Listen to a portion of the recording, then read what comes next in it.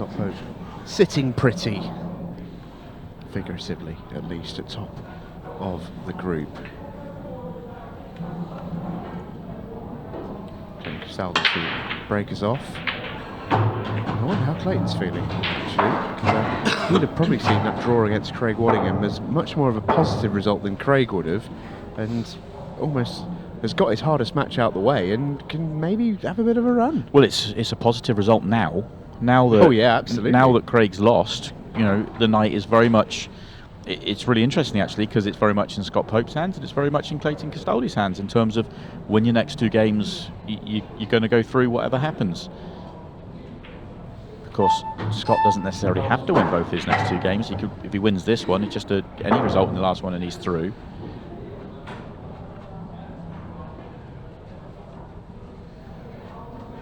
But it is just worth saying, because whenever we do get a group that feels quite even like this, 4 really good players and who can all feasibly beat each other, were Clayton Castaldi to win this match, it would only be 2 results away from a 4-way 6-red shootout. It would require Craig to win the last match against Scott Pope. It's not out of the question. First shot was a poor one from Clayton to leave himself that angle and try to force it round, and now he's backed himself into a little bit of a corner really.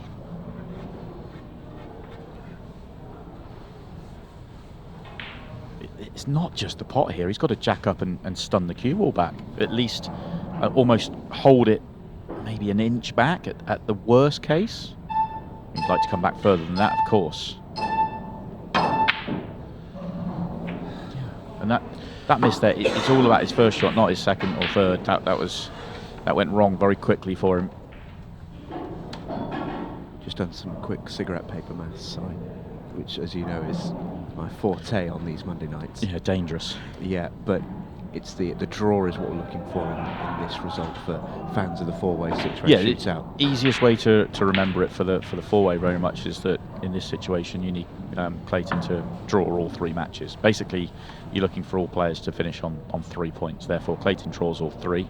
Scott has to lose his final game because he'd already be on 3, and then Craig would have to win his final game, which would be against Scott, and then Clayton would beats Carl.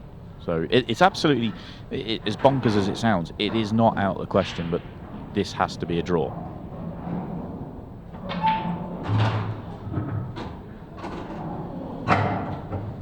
Scott with a pretty jarring miss in his last visit, after being given a really presentable chance by Clayton. And the Maltese is in good shape to win his first frame of the night.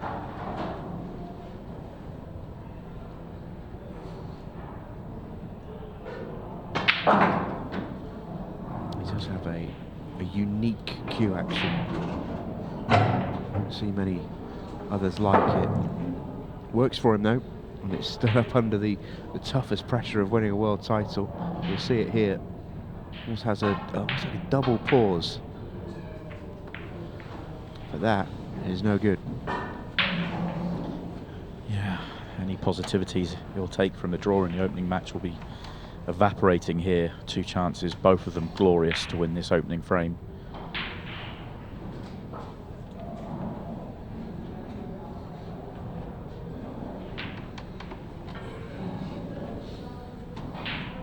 I think Scott's left the edge of this yellow. He's obviously left full ball sight of it.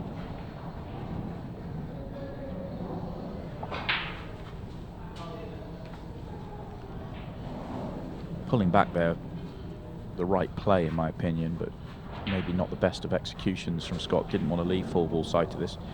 You don't want to give players at this level the opportunity to get creative.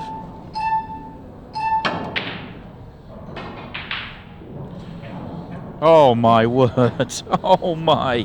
And that is why you do not want to leave full ball sight at a ball.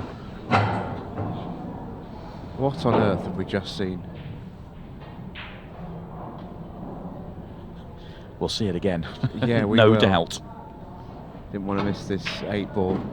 In it goes, cue ball safe. Hand up again from Clayton Castaldi. As well you might, sir.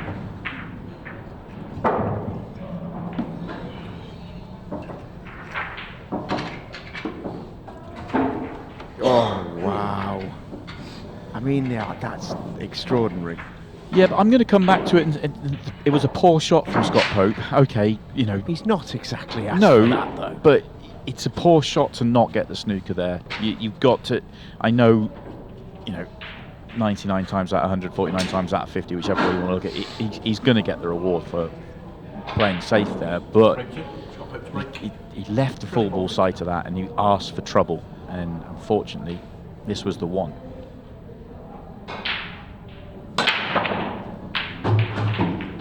Absolutely ramps that break. He's breaking like a truck.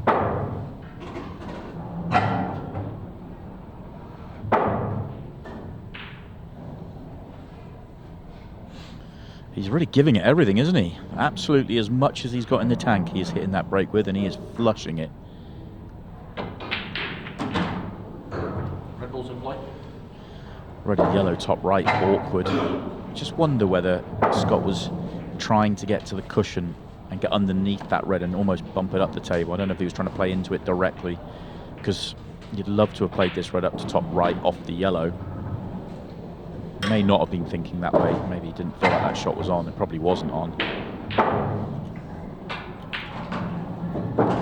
This is the key shot now. Has to slide the cue ball across the table. Doesn't really need to do much more than get the contact though. Yeah, nicely played. Overhit a fraction. That was his only crime on that one. So he just had to get the contact. Didn't have to do too much with it. Guaranteed plant if you get the contact. So now this is thin or more likely the double.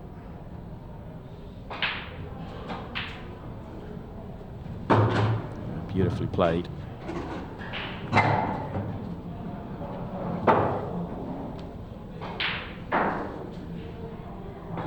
Extension.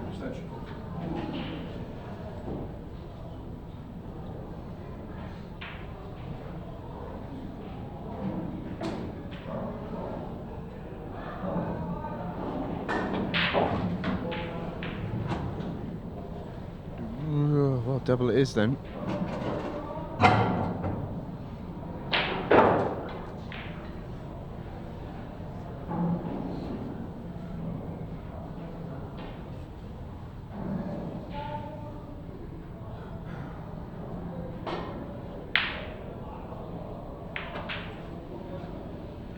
Oh, and it's not there. And the cue ball's gone far enough up on to be on this yellow. It's delicate little dink, but it's on. It was a careless shot onto that 8-ball. He was a touch straight, but he's one that I still thought would be fine. He could have just hit it a touch more, obviously, and got down, but he didn't want to overforce it. Take a liberty with the top right-hand corner pocket. I'll come back to the cannon. If we're going to be really critical about the visit, the cannon he just overhit, which set him down a path of making it slightly tricky to get onto that 8-ball. See, that is being ultra critical, by the way. I mean, it really is.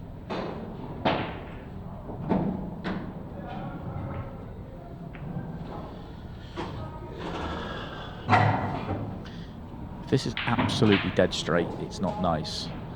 I think he's got just enough angle and just really cue one well. If it's dead straight, you have to raise the butt of the cue and just bring it back and play the yellow at the bottom from distance. If he's got an angle, he might go top cushion, left side cushion and force it down.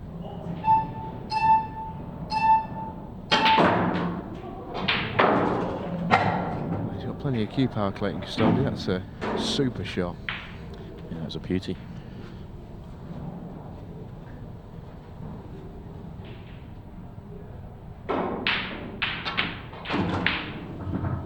Has he underhit it massively as well? You can overhit that one by about 4 foot, but you can't underhit it. That's amazing. You probably go 8 foot there.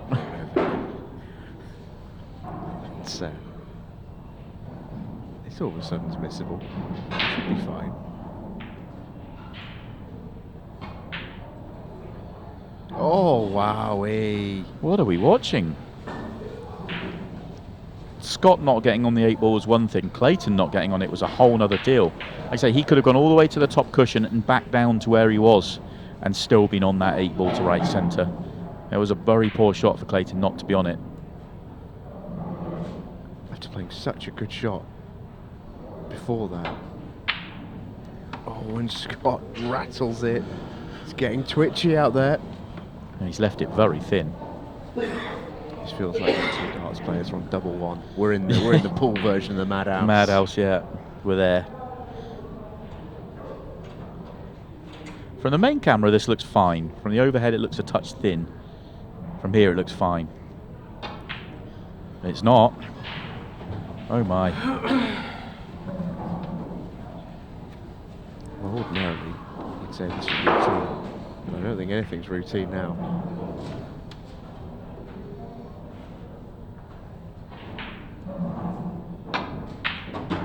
And it goes. Wow. 1-1, and it doesn't even begin to tell the story of that frame. Really not sure what we're seeing tonight. I mean, expect the unexpected. Feels like it's just something in the water. I'll be honest with you, I feel like if we were ever going to get a four-way six-thread shootout, it'll be on a night like tonight. Just has that sort of feel to it. Strange things are happening. And if you had to name me one ultimate pool professional who I would say, for example, Stephen, there's been a four-way six-thread shootout. Guess which ultimate pool pros are involved? My first guess out of all 64 would be Carl Morris. Yeah, mine too. A magnet for nonsense, that man. I mean that in a positive way. Big break from Clayton. It's just come out slightly awkward. Is there a very delicate plant, dead weight, that you can play straight away on the yellows to top right? The outside one of the two to play the thin clip on the yellow by the pocket. That one. Yeah, that's played nicely as well. That's played well. Now all these yellows are on. Try and forget what's gone in the previous frame. Steady yourself and make a finish here.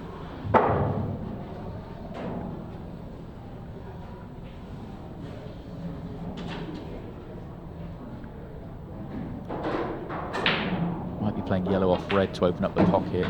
Yeah. Didn't want to overhit it, actually.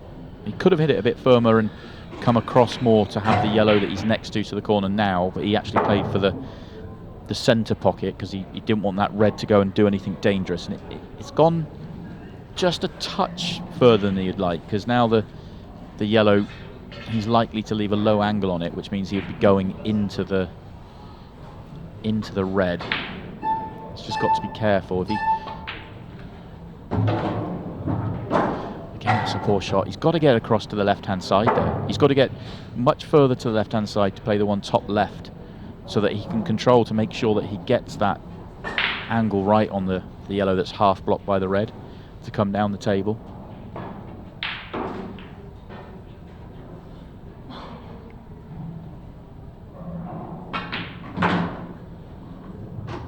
It's a good recovery.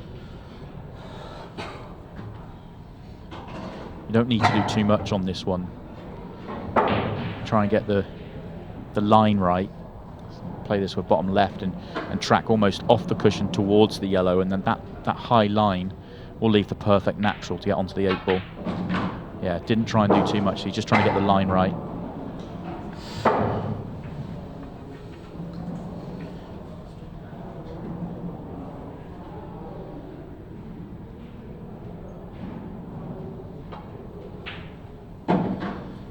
Yeah, lovely. Well, I don't want to talk this in. If he gets these, it's a brilliant finish from Clayton Castaldi. High quality there. It's a brilliant finish from Clayton off the back of what he's just done in the last frame. The mistake he made with 2 balls left in the last frame. That was excellent.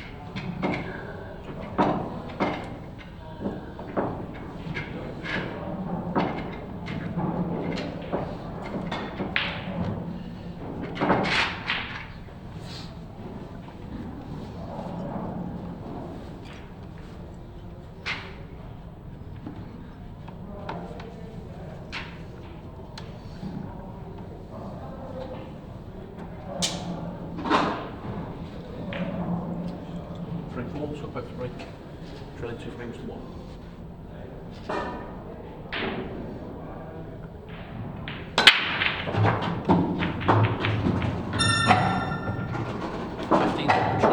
Really is hitting that break with authority. It's massive. It's absolutely massive.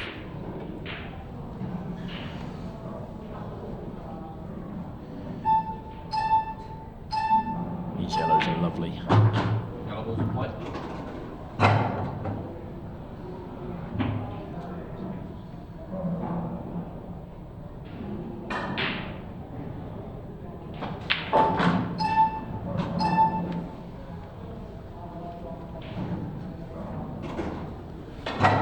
Back end of this finish is where he needs to be precise.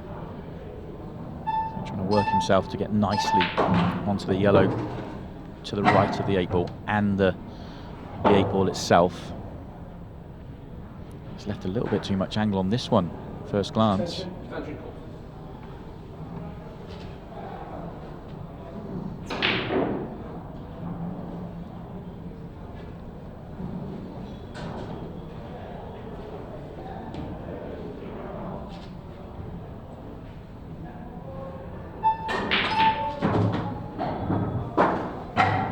This is off angle.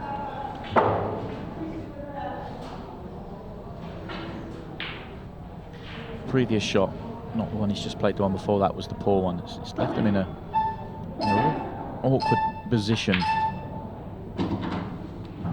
Very good though. Yeah, that's an excellent shot. Yeah, so he accepted what he was going to have there, which was to leave the angle to come round those two reds rather than trying to get top side of that yellow. So really well worked out. That wouldn't have been the plan when he came to the table. Coming up to 3 minutes left. 2-2. Let me invite a situation into the party here. So a really horrible break, a sticky break. Well, Craig Waddingham fans right now are hoping they don't open at all. They come out really smelly and really awkward. Because it keeps him alive.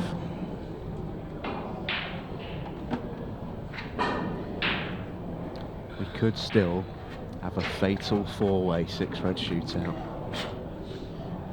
It's very early to say that, Palm. as long as it's alive, we're going to keep it as a possibility. If these come open, though, 3 minutes is long enough for Clayton to have a chance to clear them up, or for Scott to have a chance to clear them up, and for a counter clearance opportunity. So I wouldn't say it's too likely just yet. And how messy is the layout? Is pretty messy. It is awkward.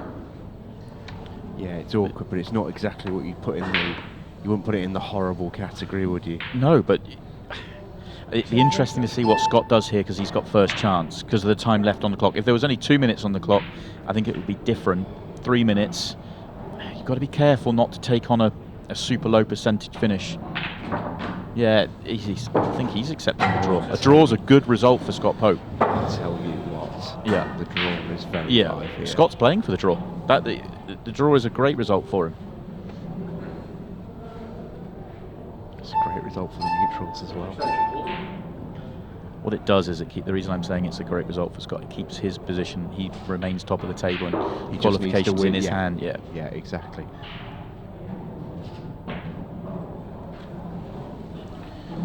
Well, hold on to your hats, pool fans. We may just bring you the maddest Monday we've ever had. Still a long way to go.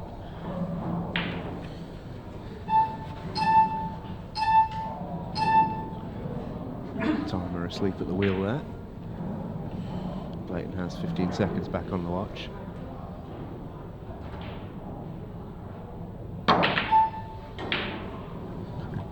That's a good shot. It leaves it a fairly easy shot for Scott just to play the same again. He might be slightly worried if he does play that again that he might leave the red top right, and there is an out on reds. There's one cannon to be played. Be careful not to leave this red on. So much so he's played the red. It's an interesting shot he's played. He's left the chance here for Clayton Castaldi with 75 seconds to play. It's not an easy finish for Clayton. but it is on. The question is, does he need to develop the red and yellow together, or does it go anywhere? It looks like it needs a tickle. Yeah, he's the only place it could go is right centre. He just came round to have a look to see if it did. 50 seconds. Well, it's blocked off even more. It doesn't go right centre now. But he can get himself a good angle to go into it. I'm not sure if that is. Is it too high now? 35 seconds. Okay, he can screw into it. Oh, does it go in the centre? We're back to that. It's going to need to. If it doesn't, he's got the double. No fear of being counted. 20 seconds.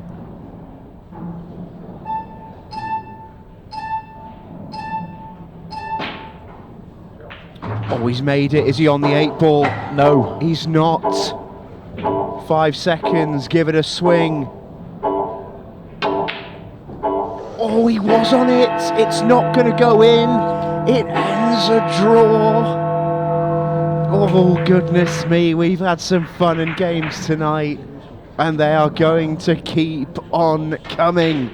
Craig Waddingham is still in with a shout of qualification, and we have got every possibility live right now. Don't go anywhere.